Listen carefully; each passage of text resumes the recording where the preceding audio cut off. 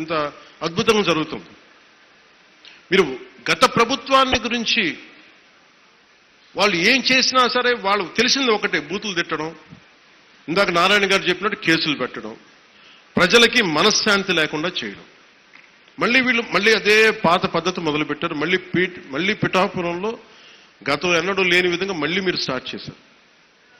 ఈ సందర్భంలో ఉన్నత పోలీస్ అధికారుల గారికి, జిల్లా మ్యాజిస్ట్రేట్ గారికి కూడా చెప్తున్నాను, లా అండ్ ఆర్డర్ని కనుక ఎవరైనా సరే పిచ్చిగా కనుక మీరు అభద్రతా భావానికి కానీ ప్రజల్ని చేస్తే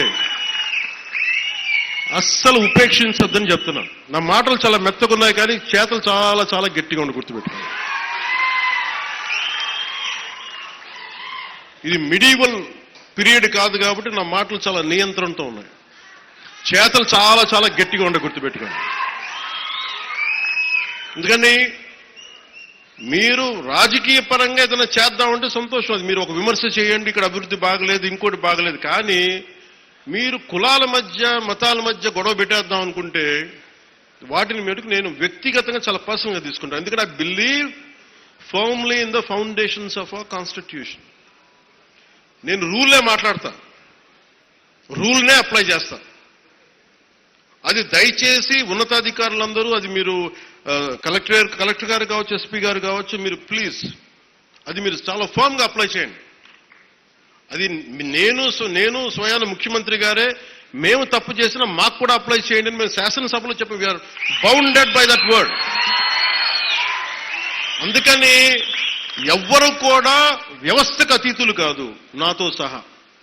అందుకని దాని దృష్టిలో మేము వ్యవస్థకు లోబడి ఉంటాం, మేము వ్యవస్థకు లోబడి రెచ్చగొడతామంటే దానిని ఎలా హ్యాండిల్ చేయాలో, ఎందుకంటే అక్కడ దాకా దృష్టి పెట్టలే.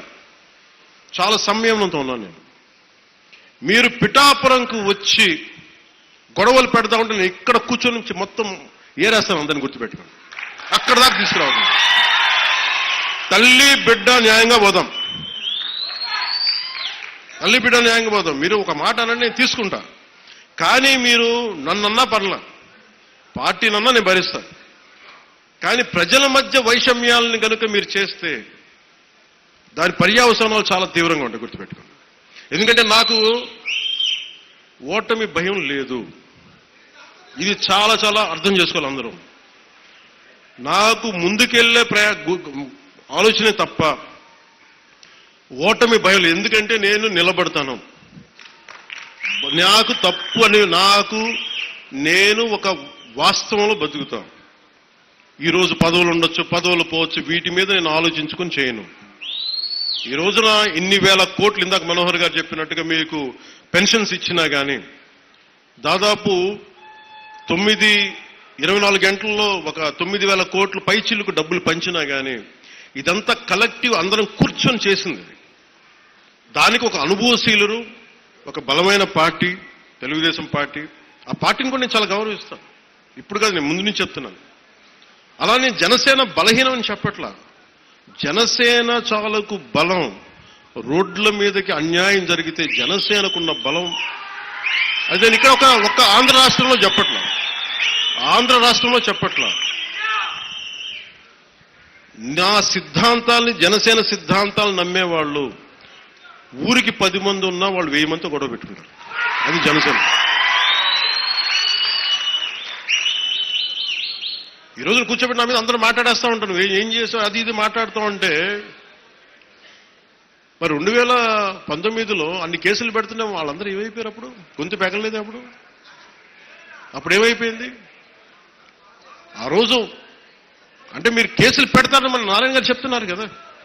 అందుకని ఇవన్నీ దృష్టిలో పెట్టుకొని మీరు ఈ అలయన్స్ ని దయచేసి ఎవరు కూడా, జనసేన నాయకులు కావచ్చు, కూటమి నాయకులు ఎవరైనా కావచ్చు, దీన్ని దయచేసి బలహీనం చేయకండి. ఎందుకంటే నాకు చంద్రబాబు నాయుడు గారికి చాలా అపారమైన అవగాహన ఉంది మన ప్రజలను ఎలా కాపాడాలని. మా ఇద్దరి మధ్య అసలు అలాంటి అరమరికలు కానీ విభేదాలు కానీ లేవు. ఇండివిజువల్గా ఒకసారి మాట్లాడచ్చు, కానీ కొన్ని చోట్ల 2 పక్షాల నాయకులు కావచ్చు, ఇది ఎక్కువ కాలం నిలబడదు. నేను చెప్తున్నాను కదా, ఎందుకంటే స్టెబిలిటీ ఇవ్వాల్సిన బాధ్యత మా మీద ఉంది.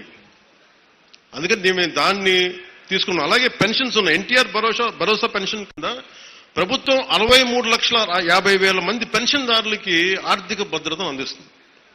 ప్రతి నెల దాదాపు 2,750 కోట్ల పెన్షన్, సామాజిక పెన్షన్ పంపిణీ చేస్తుంది. ప్రతి నెల 1వ తారీఖున బెనిఫాక్టర్స్, లబ్ధిదారులకి నిరంతరంగా అందజేస్తుంది.